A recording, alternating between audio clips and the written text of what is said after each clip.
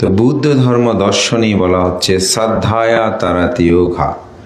ওঘা মানে হচ্ছে সমুদ্র। যে কোনো সংসার সমুদ্র থেকে যদি আপনি অতিক্রম করতে চান তাহাকে অবশ্যই শ্রদ্ধাটা প্রয়োজন। তো শ্রদ্ধা কি? মহাকারণিক তথাগত বুদ্ধ বলছেন, যিনি দুঃখ কি, দুঃখের কারণ কি, দুঃখ নিরোধ কি, দুঃখ নিরোধের উপায় কি, এই সম্পর্কে যার মধ্যে বিশ্বাস আছে, এই সম্পর্কে যিনি প্রতিভেদ জ্ঞানে সম্যকভাবে জ্ঞাত বলা হচ্ছে, সেটাই হচ্ছে শ্রদ্ধা। বুদ্ধ ধর্ম দর্শনে শ্রদ্ধাকে 4 ভাগে ভাগ করা হয়েছে, কিন্তু প্রথমে আমাদেরকে বুঝতে হবে আসলে শ্রদ্ধাটা কি।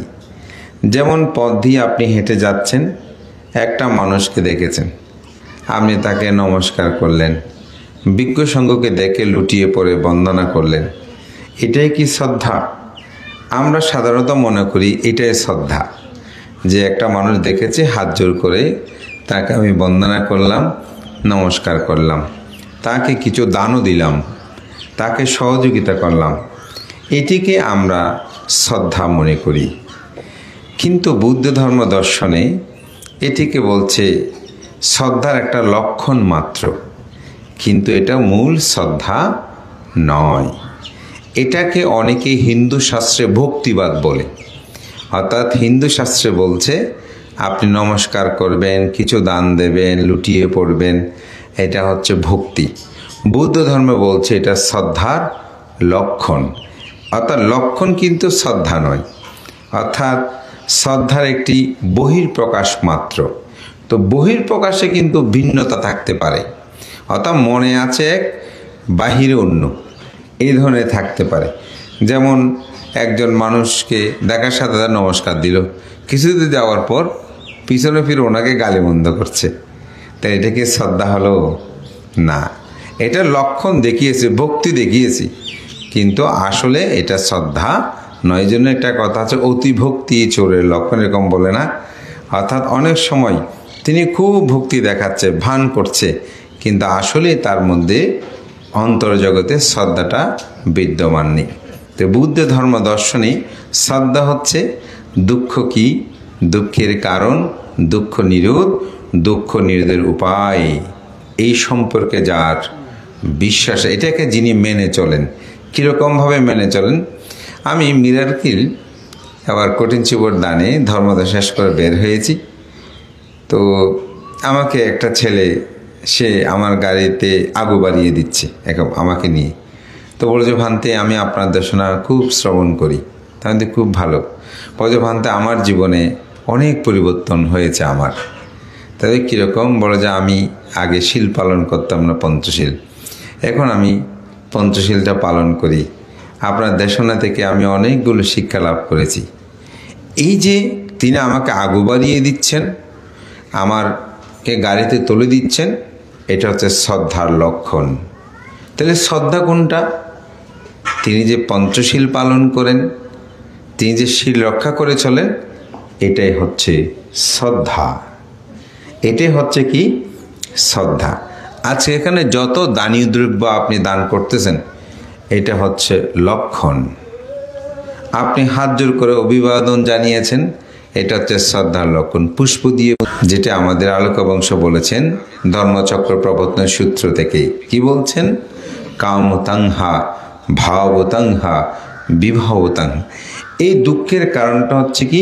কামতৃষ্ণা, ভবতৃষ্ণা, বিভবতৃষ্ণা। কামতৃষ্ণা কি? পৃথিবীর যত ভোগ্য বস্তু আছে পরিভ্রমণ করা, অর্থাৎ এই জন্ম থেকে আরেকটি জন্ম। তো এখানে আমাদের আলোক বংশ বলেছেন যে এইটার পরে যে আরেকটা জন্ম নিচ্ছি, আমি কি এক নাকি আমি ভিন্ন? তো মিলন্দ প্রশ্ন একটা খুব সুন্দর উদাহরণ দিয়েছেন। যখন রাজা মিলন্দকে প্রশ্ন করলেন, ভান্তে নাগসেন, বলছে এই যে প্রশ্নটা অবশ্যই আলোক বংশ ইতিমধ্যে আপনাদেরকে বলেছে যে মৃত্যুর পরে কি তিনি এক নাকি ভিন্ন। তা আমি ওটার কাছে যাচ্ছি না, শুধু আমি বলবো যে সেখানে তিনি উত্তরে কি বললেন। তো রাজাকে বলে, রাজন, দুধ থেকে কি হয়? বলে দুধ থেকে সাধারণত দধি হয়, দধি থেকে কি হয়? মাখন হয়, মাখন থেকে কি হয়? ঘি হয়। বলে তাহলে দুধ আর দধি কি এক? বলে যে না। আর দধি থেকে মাখন কি এক? বলে যে না। মাখন থেকে ঘি যে হয় তাহা কি এক? বলে যে না। চারোটাই কি ভিন্ন ভিন্ন, কিন্তু একটার সাথে একটা সম্পর্কযুক্ত। ঠিক মানুষও যখন জন্ম জন্মান্তর পরিভ্রমণ করে একটার পর একটা জন্ম তিনি গ্রহণ করেন, ঠিক অনুরূপভাবে তার বিবর্তন হয়, পরিবর্তন হয়, কিন্তু তিনি এক আবার অভিন্ন, অর্থাৎ তিনি ভিন্ন আবার অভিন্ন, একটার সাথে একটা কি সম্পর্ক বিদ্যমান আছে। আমি একটু আগে যে লোকজিৎ ভিক্ষ, এখন কিন্তু সে লোকজিৎ ভিক্ষ নয়। আমার কি হয়েছে? পরিবর্তন হয়েছে। এটাই হচ্ছে জীবনের পরিক্রমা। এই সমগ্র আসব ক্ষয় করেই যখন তিনি প্রজ্ঞা উৎপন্ন হলো যে এই কারণে দুঃখ, এটা দুঃখের কারণ, এটা দুঃখের নিরোধ, এটা দুঃখ নিরোধের উপায়, এটি যখন তিনি অবগত হলেন, এটাকে বলা হয় অধিগম শ্রদ্ধা। এটি কখনো বিচ্যুত হয় না। তবে এটা একজন বুদ্ধকে দিয়ে এটা বললে অধিগম শ্রদ্ধাটা হবে না, কারণ বুদ্ধত্ব লাভের যে দৃঢ় সংকল্পতা নিয়েছেন সেদিন থেকে তার মধ্যে একটি শ্রদ্ধা।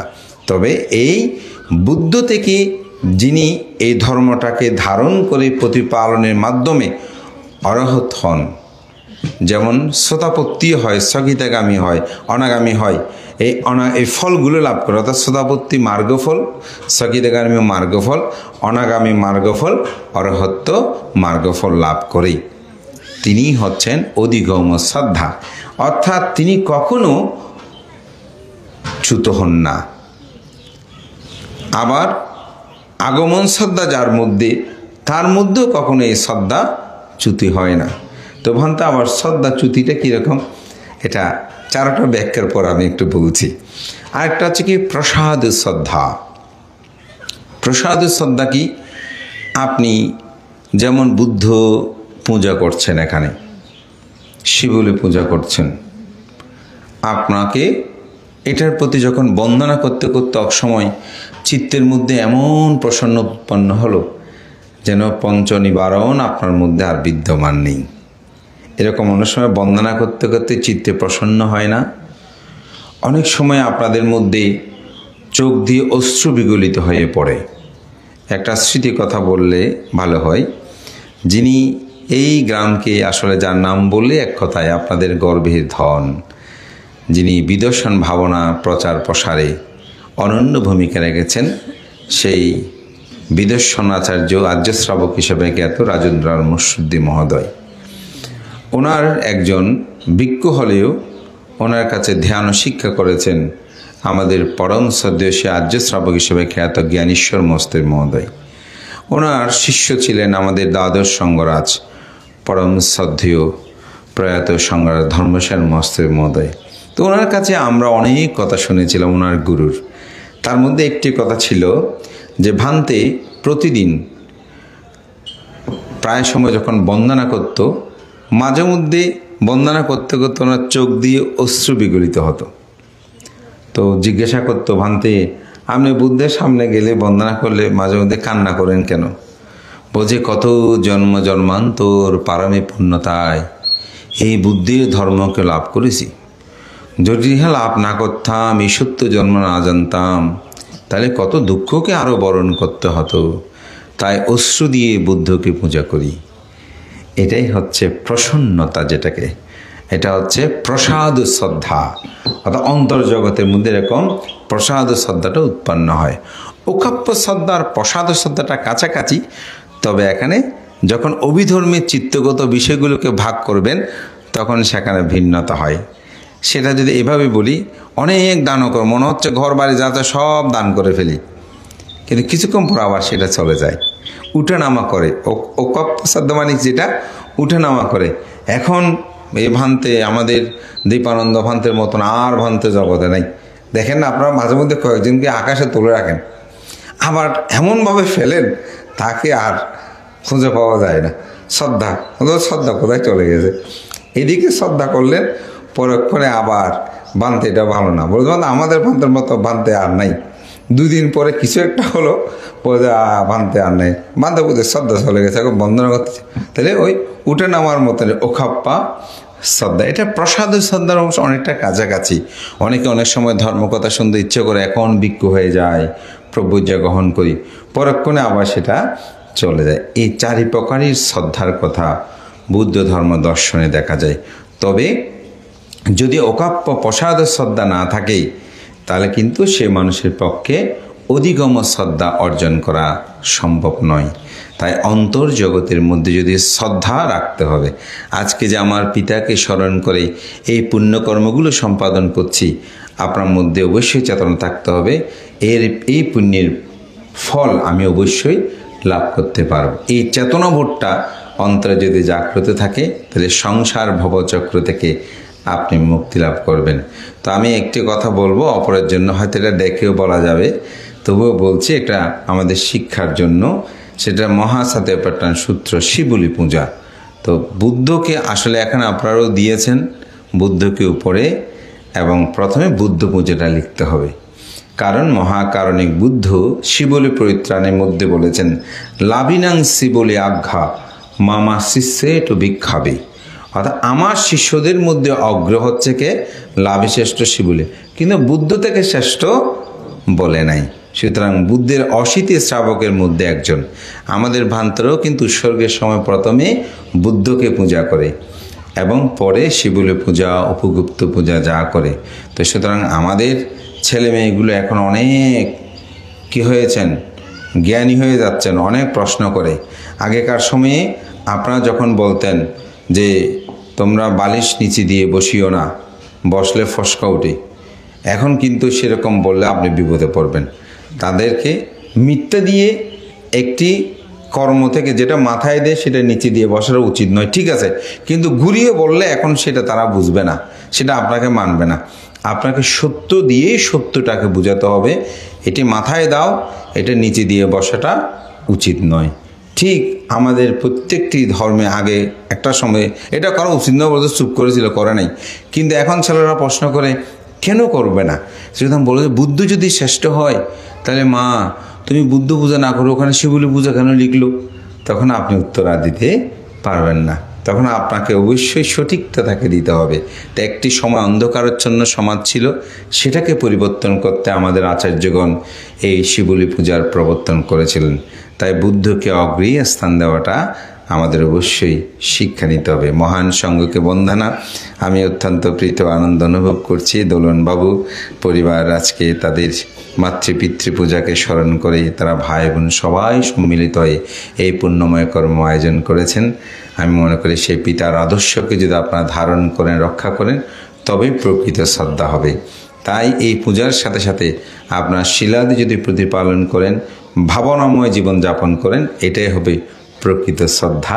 সেই শ্রদ্ধায় আপনাদের অন্তর্জগতে জাগ্রত হোক এই প্রত্যয় ব্যক্ত করে পরম শ্রদ্ধেয় বুদ্ধানন্দ ভান্তে এবং শ্রদ্ধেয় ডক্টর বুদ্ধপাল ভান্তে সহ প্রমুখ মাননীয় মহান সঙ্গের প্রতি বিনম্র চিত্তে শ্রদ্ধা অর্ঘ্য বন্দনা নিবেদন করে আমার অত্যন্ত প্রিয় ভাজন ধর্মবুদ্ধি ভিক্ষু আপনাদের পক্ষে আহ্বানে পরে জানতে বললাম দোলনবাবুদের বাড়ি, এটা আমাকে প্রথমে বলেনি। আমি বললাম দোলনবাবু তো আমার অনেক পুরনো পরিচিত। তাই যাই হোক, আমি খুব প্রীত আনন্দ অনুভব করছি। দোলনবাবুর একজন বোন আমাদের চাঁদগাঁওতে, তিনি পাত্রস্থানে অত্যন্ত সুনামধন্য একটি পরিবারে।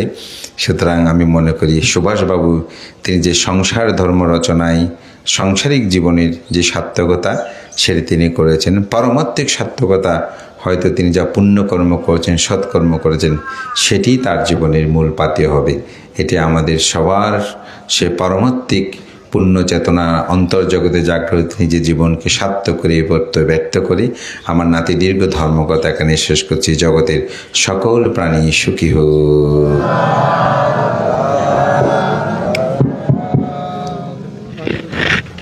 শ্রদ্ধাবান উপাসক উপাসিকাগণ, এখন আপনারা ধর্মস্থলের মধ্যে দিয়ে পুণ্যদান প্রদান করুন।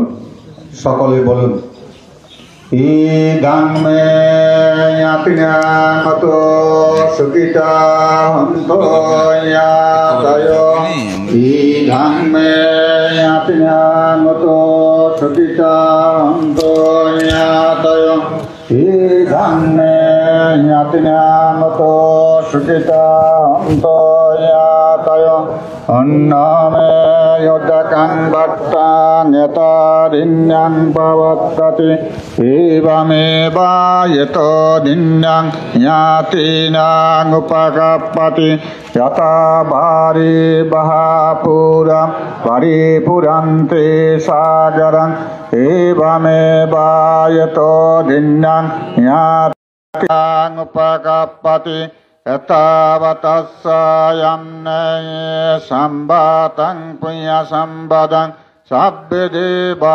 सब्बे सत्ता सब्बे भूता सब्बे वेता सब्बे नागा सब्बे यक्का सब्बे ब्रह्मा अनुमोदन्तो सब्बा संपत्ति सिद्धिया आकाशतस्स भूम्मट्ट देवनागा महेद्दिका पुण्यन्तान् अनुमोदित्वा शिरं रक्षन्तो बुद्धशासनं शिरं रक्षन्तो बुद्धदेशनं शिरं रक्षन्तो मं परं इमेन पुण्यकम्मेन ममे बाला समागमो शतं समागमो होतो यावनिब्बानापत्तिय इदं मे दानं इदं मे शीलं इदं मे पुण्यं असवक्कायं वहाङोतो निब्बानस्स वत्सायो होतु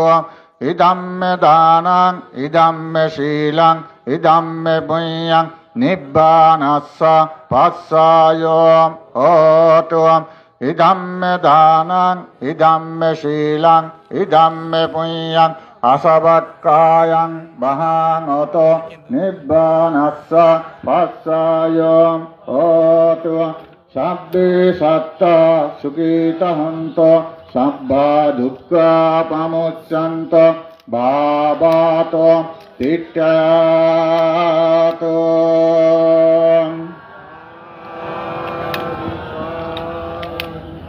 সংগঠন অনুষ্ঠানের